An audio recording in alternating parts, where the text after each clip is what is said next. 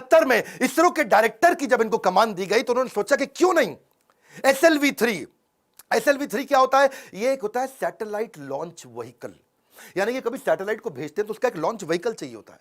एक होती है गोली ठा और एक होती है गोली के लिए बंदूक जिससे गोली निकलती है, तो एक लॉन्च व्हीकल होता है जिससे सैटेलाइट को भेजते हैं और जो अपने ऑर्बिट में जाके सेट होता है। तो जब इनके पास पैसा नहीं था वहां पे, इन्होंने क्या कहा कि भैया SLV-3 के लिए काम करूंगा और PSLV के लिए काम करूंगा। SLV-3 में 1 रुपया लगेगा, PSLV में 1 रुपया लगेगा, तो दोनों मिला के 2 रुपया लग जाएगा। तो ऐसा करते दोनों को एक साथ करने का जुगाड़ करता हूं, 1 रुपये 20 पैसे में कर दूंगा, 80 पैसा बच जाएगा। तक थोड़े कम खर्चे के अंदर दोनों प्रोजेक्ट पूरे कर दिए। इसके लिए उन्होंने सरकार से फंड मांगा। इंदिरा गांधी ने बोला फंड नहीं है, पब्लिकली मना कर दिया, प्राइवेटली थोड़ा सा फंड इनको दिया और थोड़ा सा फंड मिलने के बाद ये जी जान से अपने प्रोजेक्ट पर लग गए। अब अब्दुल कलाम है भैया, 18 घंटे रोज काम करते थे, साल के 365 दिन, लीप ईयर में 366 दिन भी काम करते थे। 1969 से 1989 तक 10 साल इन्होंने अपना जी जान से मेहनत किया। केवल 2 बार छुट्टी ली, एक बार पिता के देहांत पे, एक बार माता के देहांत पे। बाकी दिन कोई सैटरडे संडे नहीं, 15 अगस्त 26 जनवरी नहीं। 10 साल के कठिन परिश्रम के बावजूद 1979 में इनका SLV-3 satellite launch vehicle fail हो गया।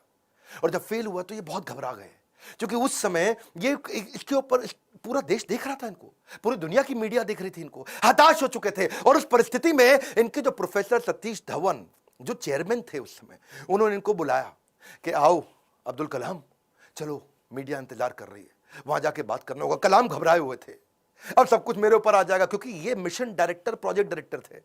As a mission director project director इनके फेलियर पे पूरी दुनिया देख रही थी। और जब सतीश धवन ने इनको बुलाया तो ये और घबरा गए, अब मीडिया को क्या जवाब दूंगा। मीडिया ने कहा करोड़ों रुपया तुमने देश का लगा के बर्बाद कर दिया, तुम्हारे को क्या अधिकार था।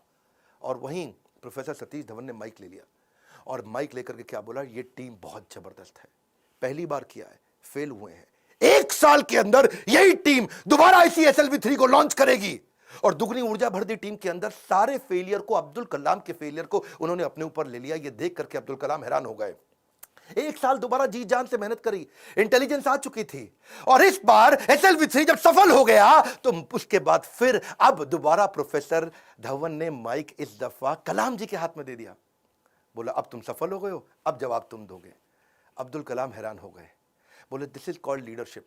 हाउ टू हैंडल सक्सेस ये सबको आता है, हाउ टू हैंडल फेलियर ये प्रोफेसर धवन ने सिखाया कि जब मैं सफल होऊंगा तो टीम को क्रेडिट दे दूंगा और जब विफल होऊंगा तो सारा का सारा फेलियर अपने ऊपर ले लूंगा। इस बात से प्रभावित आगे चल के इंदिरा गांधी भी हो गई और देखा क्या उन्होंने कि ये दोनों ने बहुत जबरदस्त काम किया। उन्होंने प्रोफेसर धवन को बोला मैं अब्दुल कलाम से मिलना चाहती हूं, इन्होंने अब्दुल कलाम को बोला आ जाओ भैया, इंदिरा गांधी मिलना चाहती हैं। वो बोले भाई मेरे पास तो कपड़े नहीं, मैं चप्पल में फटी हुई घूम रहा हूं, मैं कैसे अब उनके आकर के मिलूंगा। तो उन्होंने कहा कि भाई कलाम तुम पहले से ही सफलता का सूट पहने हुए हो, कलाम तुमने पहले से ही सफलता का सूट पहना है, कपड़ों का सूट नहीं चाहिए।